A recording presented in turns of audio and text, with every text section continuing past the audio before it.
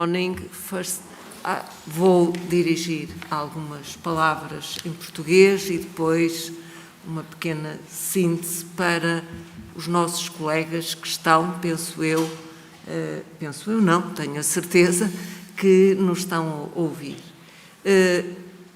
Em primeiro lugar, desejo-vos um excelente dia.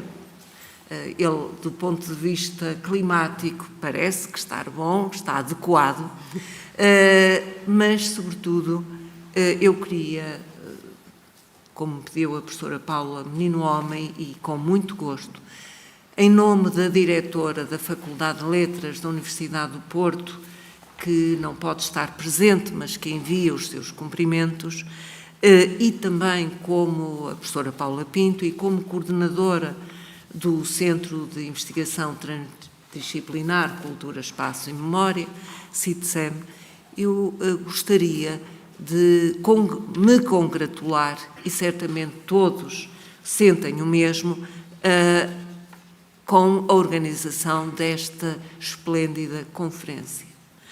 Esta conferência relativa à prevenção do tráfico ilícito de bens culturais é, sem dúvida, e infelizmente, porque apesar de estarmos aqui a comemorar aquilo que se foram já as tentativas, porque este é o 54º aniversário desde 1970 que a Convenção da Unesco se debruçou sobre estes aspectos e produziu imensa documentação. Estive a fazer uma recolha, também me foi muito proveitosa, sobre regulamentos, recomendações, debates sobre esta questão. E, infelizmente, porque este tópico torna-se importante, tendo em conta os atuais conflitos em várias frentes e a forma como realmente é um desafio à procura de soluções. Não apenas a análise do que está a acontecer, as mudanças, aquilo que ao longo do tempo tem ocorrido e que soluções. Em primeiro lugar, eu gostaria de dar também um especial, digamos, aos que vão apresentar as suas comunicações, da Unesco, da ICOM, da Austrália e da Europa, digamos, ao Blue Shield and Michael Culture Association, ao Erasmus Program e a todos os estudantes, docentes que estão envolvidos hoje na discussão deste tópico. Por outro lado, e com a mesma veemência, quero felicitar os organizadores deste encontro, tendo em conta, e agradeço muito a presidência do ICOM Portugal, o Dr. David Felizmino, que aqui está presente, jovem, com força e que, digamos, é já o testemunho de uma cadeia de vontades. Isso é extremamente importante.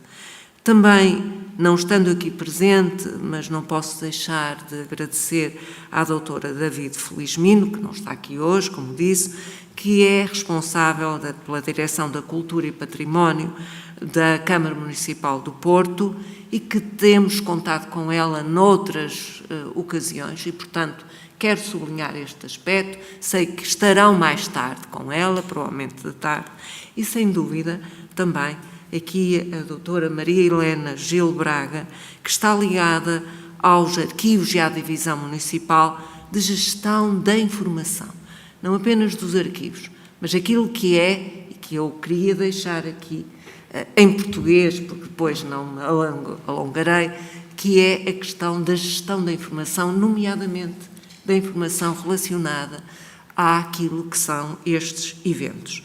E, finalmente, e não em último lugar, quero sublinhar o contributo e o encorajamento de todas estas iniciativas da minha colega Paula Menino-Homem, a quem quero publicamente agradecer como todas as suas colaborações e, naturalmente, como membro do CITSEM. A celebração deste 54º aniversário, e é incrível, 50 anos depois, estamos a discutir estas questões, mas que é organizada pela primeira vez em Portugal, portanto também nós gostamos sempre de evocar o que é em primeiro lugar e pela primeira vez, mas é muito significativo. É uma oportunidade para trocar informação, desenvolver cooperação, reforçar aquilo que é a preparação académica, por um lado, reforçar a expertise, o conhecimento que já está em curso e apresentar projetos nacionais e internacionais relacionados com este tópico da prevenção do tráfico ilícito de bens culturais. Feita esta apresentação em português, breves palavras em inglês, mas que eu gostaria de sublinhar. On behalf of the Director of the Faculty of Arts of the University of Porto, Professor Paula Pinto, and as coordinator of the Center, Transdisciplinary Center of Culture, Space and Memory, I want to congratulate the organizers of this splendid conference. This conference is a contribution to underline the role of cultural heritage as a pillar of inclusive and sustainable societies around a very relevant and, unfortunately, current topic regarding the military conflicts that create a problematic environment problem that challenge solutions. Thank you for all authorities, and I want to underline the presence of the director of the Military Museum. Thank you for being here. And, of course, to all speakers working within the scope of UNESCO, ICOM, Austria, Europe, Blue Child, Michael Culture Association, and Erasmus, students and teachers involved in exploring this topic. Secondly, I highlight the joint efforts of organizing this meeting with the presence of the President of ICOM Portugal, David Felizmino, the Director, the presence not here, but the grateful with the Council, the Porto City Council of Alexandra Cerveira Lima, and, of course, the presence here of Maria Helena Gil Braga, the head of the Municipal Historical Archive Division of the Municipality of Porto. And, in particular, we are grateful to the contribution of my colleague Paula Menino Homem, to whom I publicly thank. The celebration of the 54th anniversary of recalling the 1970 UNESCO Convention, organized for the first time in Portugal, is an opportunity to improve information exchange and cooperation, reinforce training and expertise, and present new international projects related to the prevention of illicit trafficking of cultural goods. Thank you very much.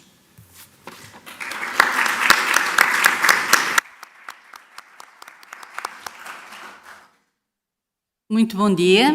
Em primeiro lugar, queria, em nome da Câmara Municipal do Porto e da Direção Municipal de Cultura e Património, na ausência da doutora Alexandra Lima, que já foi aqui dito pela doutora Inês Morim, que não foi possível estar presente, eu queria, em primeiro lugar, cumprimentar a doutora Inês Amorim, coordenadora científica do CITSEM, agradecer as palavras simpáticas que teve para comigo e para com o município também.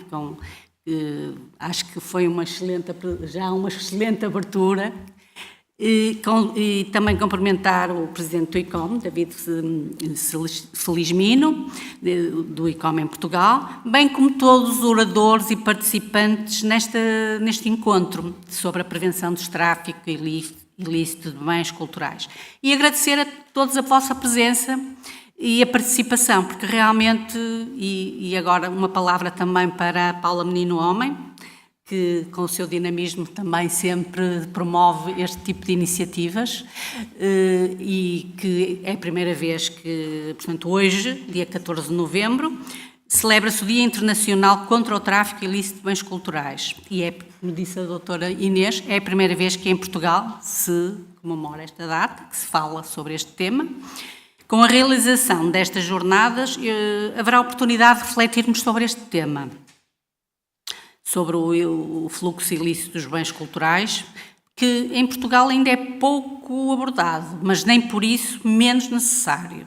Portanto, acho que é importante estarmos aqui todos a refletir sobre um tema que é muito necessário. Eu estou certa e acho que também estamos todos certos que este momento contribuirá para que se avance de forma global na promoção de medidas de prevenção. Acho que as medidas de prevenção são sempre muito importantes. Prevenções do furto e da devolução de bens culturais ilegalmente furtados. E, portanto, não me vou alongar mais, a doutora Inês fez aqui já uma excelente apresentação, mas quero desejar um excelente dia de trabalho, com troca, com certeza que os oradores e os participantes vai haver aqui uma partilha de conhecimentos, de experiências. E só queria também sublinhar o seguinte: a doutora Inês Amorim tocou aqui na gestão da informação. Eu realmente estou no Arquivo Histórico Municipal do Porto e este tema é muito importante também na área da gestão da informação. Acho que devemos também refletirmos, pensar no futuro também em trazer os gestores da informação para este debate, para esta reflexão. Porque ao refletirmos em conjunto, realmente acho que vamos evoluir, vamos ter as medidas de prevenção importantíssimas e lá está, nós hoje em dia, portanto, há conflitos que a doutora Inês já referiu, conflitos graves, conflitos que nos afetam, que nos perturbam e temos que pensar realmente em inserir a parte dos bens culturais, a informação, a gestão da informação neste tema. Muito obrigada, não vou alongar-me, vão ter agora muito tempo e estão com certeza também ansiosos para ouvir agora os oradores de todo o mundo, que já vi, da Austrália. Portanto, muito obrigada, foi um prazer estar aqui, parabéns à organização e até breve, até outro encontro.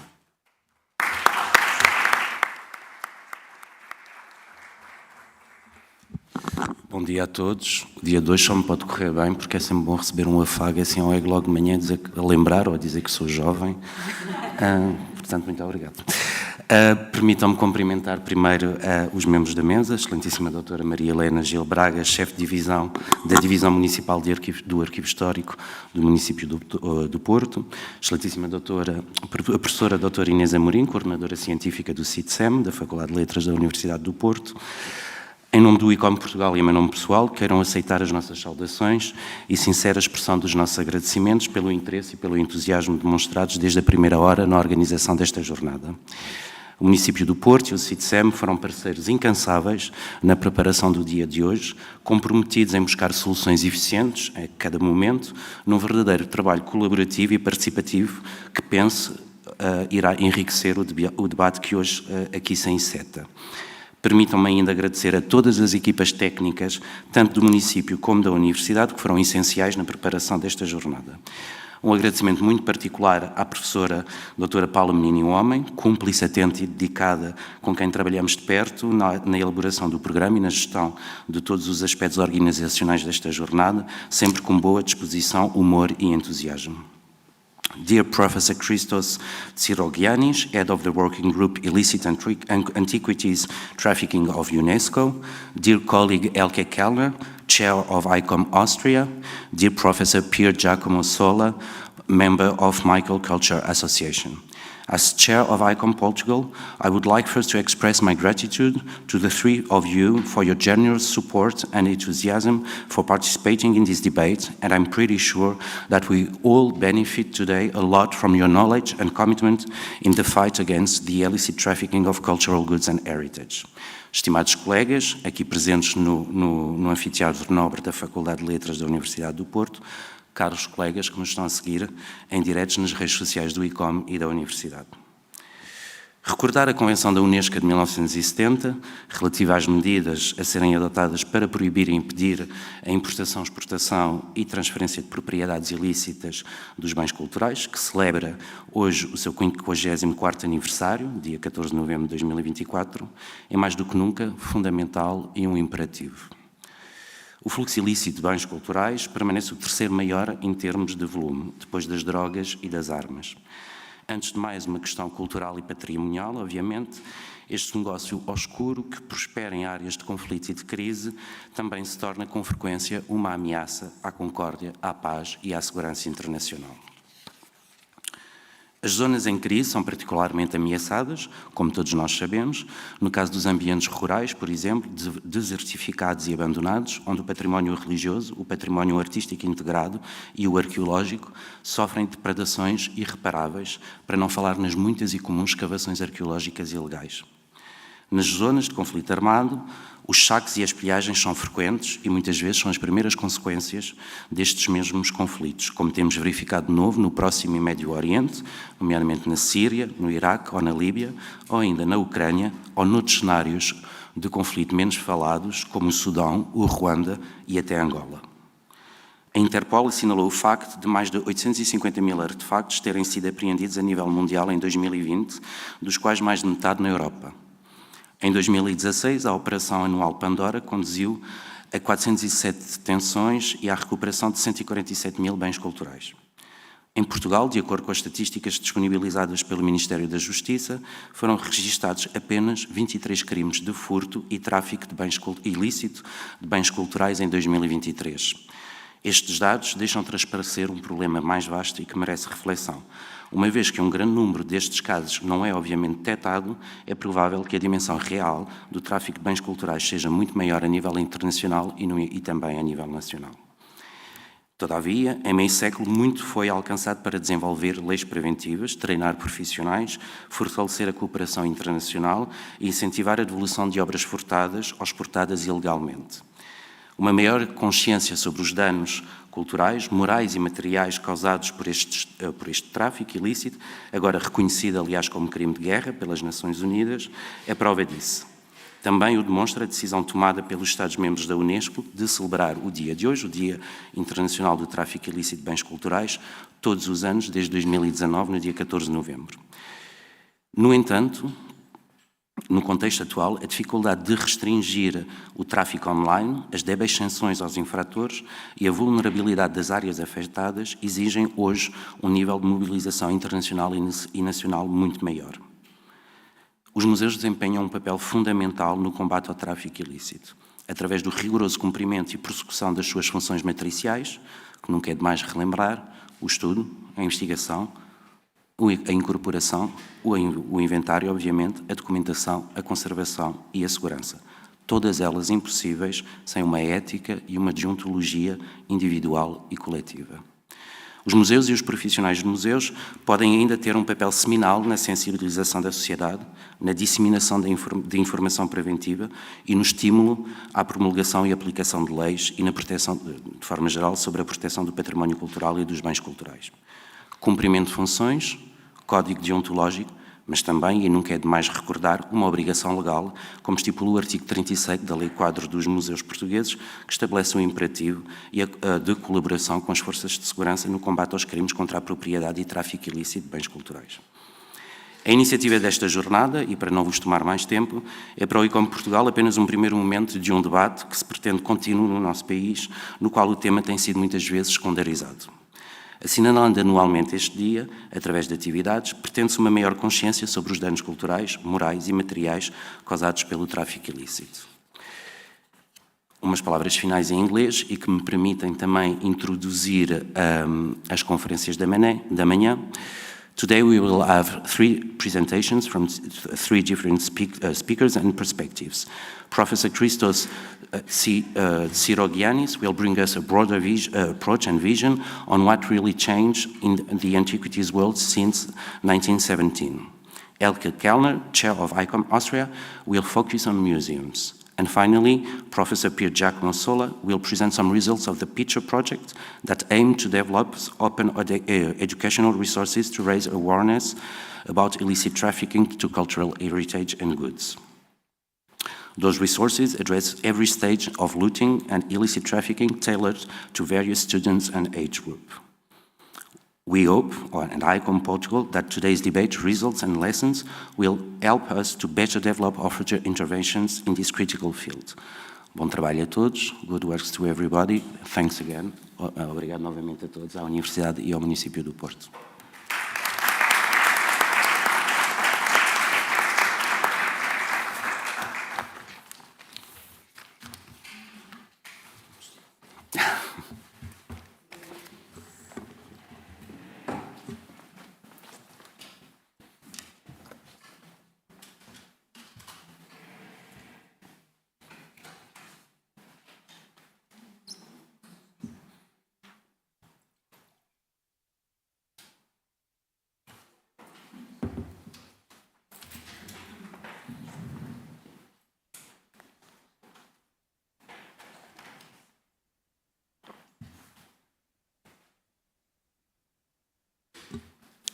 Good morning, Professor. Good morning to everyone. Good morning. Can you hear us? Thank you very much. Yes, I can hear you now. Thank you very much to be with us today. So let me briefly introduce you to everybody here in Portugal and to everybody who's watching online this conference. Professor Christos Tsirogiannis, as I was saying a few minutes before, is the head of the working group Illicit Antiquities Trafficking of the UNESCO. He's a forensic archaeologist specializing in research to international trafficking networks of antiquities and antiquities trade. He has authored many publications on various aspects of the market, has advised museums, collectors, and several governments in reform to cultural heritage law. He also worked with many police, judicial, and cultural authorities, helping to identify dozens of illicit antiquities and contributing to the repatriation on more of 13 countries so far. And he's going to speak as a keynote today to introduce the theme and the debate about what really changed in the antiquities world since 1970. So the floor is yours. Thank you very much, Mr. President of ICOM Portugal. And thank you very much, all of you, the municipality of Porto, the University of Porto, the ICOM Portugal for inviting me, and I'm very happy to contribute among very esteemed colleagues as well to this particular day, because today we are celebrating, as Dr. Amorim said before, the 54th anniversary of the UNESCO 1970 Convention, an extremely important convention for all of us, at least the ones who are working for the protection of cultural heritage. The question that I am putting in this talk is not a rhetorical one or theoretical. Unfortunately, it's very actual, and I aim to show you only with evidence if something was really changed since 1970. And by presenting you in this coming hour with only with evidence, despite regardless of what each one of us, including myself, first of all, think, it is the evidence and only the evidence that should guide us as the secure pathway to form the opinion of what, if anything, has really changed since 1970 UNESCO Convention. First of all, let's remember some basic notions of the convention. And in article number 4, in paragraph C and E, we have the introduction of the notion of country of origin, and therefore any object that is discovered archaeologically, ethnologically, or in natural science, missions, it has to have the consent of the authorities of the country of origin. The underlining is mine, and if not appearing in the original text, just for your help. It is for today. Furthermore, and most importantly, in Article 6, paragraph A and B, it is being introduced the appropriate certificate that's from then on, from 1970 onwards, and in reality, when it went active, the convention in April 1972, as it usually happens, it takes about 1.5 years to be properly available officially, the convention worldwide. The appropriate certificate as an export license that should accompany every object, at least from 1970 onwards. And this is, of course, this is in theory, but becoming a legal status once the various parties, members of the convention, ratify the convention and therefore become part of the legislation of their own country. And also paragraph number B, to prohibit the exportation of any cultural property unless it is accompanied by the aforementioned export certificate. So we have to have in mind these two notions when we go, before we proceed. The country of origin, which is the country where an object in reality has been discovered, and only that country, and the prohibition of exportation unless this object is accompanied by a valid export license with the consent of the country of origin where it was discovered. But let's see what in reality happened. First of all, the most notorious case of an illicit antiquity, the Ephronio Sarpedon crater, was looted from Italy in between November and December 1971. So immediately after the creation of the convention and just before its official enactment in April 1972, and eventually in August 1972 was acquired by the Metropolitan Museum of Art in New York after it has been looted, smuggled out of Italy, smuggled to Switzerland, restored in Switzerland from fragments, then taken out from Switzerland to United States and sold to United States in New York at the Metropolitan Museum with fake export certificate, of course, because there was no export certificate from the country of origin, from the country where it was discovered, which was Italy in reality. And all this happened immediately after even the official enactment of the UNESCO Convention in April 1972. Happened, concluded officially in August 1972 in New York. And not only that, when the arrangements were finally made, we have from the horse's mouth, the then director of the Metropolitan Museum of Art, as it himself narrated in his 1993 book, Making the Mummies Dance, that he sat back at his desk shuffling the black and white photos of my passion, he says, meaning the crater, and felt a near sexual pleasure. Imagine how even the top directors of the top museums are talking about the works of art, the stolen works of art that they have just acquired. We had landed a work that will force the story of the Greek art to be rewritten. Perhaps, and here it is the admission, perhaps the last monumental piece to come out of Italy, sleeping just underneath the crack of the door of the pending UNESCO treaty, which will be drastically limit the trade in antiquities. So they knew very well what they were doing. They were acquiring an object with no real paperwork, with fake certificates, just underneath the crack of the door of the UNESCO Convention that has already been enacted. That betrays in the most obvious way the true mentality of the museums back then. But the question is, what is happening today? Not only in museums, but also in the other clients of the market, the private collectors, and, of course, equally importantly, in the members of the market themselves, auction houses and dealers' galleries.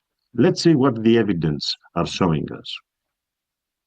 First of all, to serve you with a background, in 1994, the Italian authorities discovered during a raid in an apartment in the center of Rome this handwritten memoir, as you can see, that is known now as the Organigram, which in reality, and you can see clearly here a transcription by Dr. Neil Brody, in reality presents the Italian branch of the international trafficking network in antiquities. And you can see that is being headed by Robert Hecht, the American, and being supplied by various figures of the underworld, like Gianfranco Becchina and Giacomo Medici, with their teams, separate teams of middlemen, restorers, and looters that you can see at the bottom of each team. Next to them, it's also, or below them, are the places in Italy which each one operated in looting archaeological sites. And of course, other figures in between, like Eli Borowski, Kutulakis, George Ortiz, Frida Chakos, each one of them selling antiquities, collecting antiquities and selling them, most of them having their own galleries in Switzerland, in Paris, in London, in New York, etc. In 1995, the next year after the discovery of the Organigram, Unidroit created its own convention.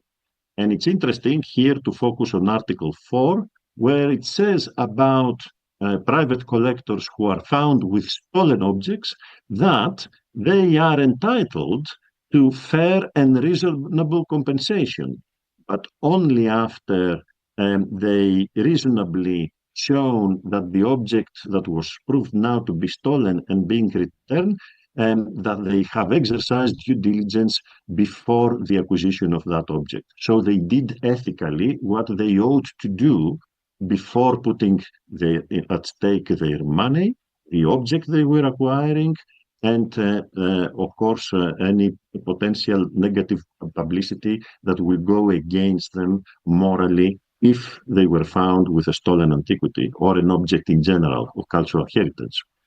Whether the possessor exercised due diligence, however, continues in paragraph number 4, it is judged by whether can prove that they reasonably had access to cultural objects and other relevant information and documentation which could reasonably, and this is very important, have obtained, or whether the possessor consulted, meaning the private collector that was found with a stolen object, had consulted accessible agencies, authorities, or took any other step that a reasonable person would have taken in the circumstances. Let's keep that in mind, whether anyone, even today, still has reasonable access to authorities to get this kind of information, and if they really do it. Following and being armed with this organigram, the names that appearing there, mainly the Italian authorities in collaboration with the Swiss, the French, the German, and the Greek authorities, but also the American authorities independently, they conducted raids all around Europe and also in the United States independently, the American authorities, and they discovered, to most of these figures that they were mentioned in the organigram, they discovered not only thousands of looted, smuggled, and essentially, legally speaking, stolen objects, but especially their photographic archives and archives full of other kind of documentation, bank extras, handwritten notes, letters to museum directors and from museum directors with the traffickers, with middlemen, with restorers, all kinds of wealth of information that immediately became an invaluable evidence to the authorities to start claiming what has been stolen from them. But mainly, on a criminological and a forensic archaeological sense, we were starting to understand how dark and dirty is in reality the world of the international art market, especially when we talk about antiquities. And because of the discovery mainly of these archives that came into the possession of the Italian authorities, and also the discovery of one of the most important archives, that of Symes and Michailidis, that came into the possession of the Greek authorities, we have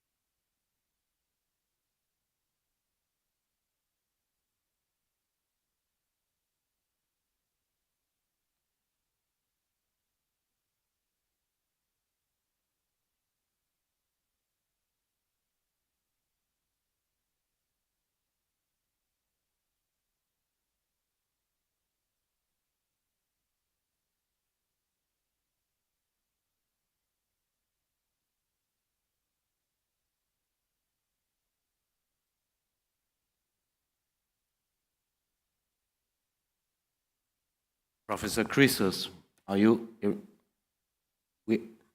We have a problem with the sound, so you just have to wait a little bit that we can solve this issue. I'm so sorry.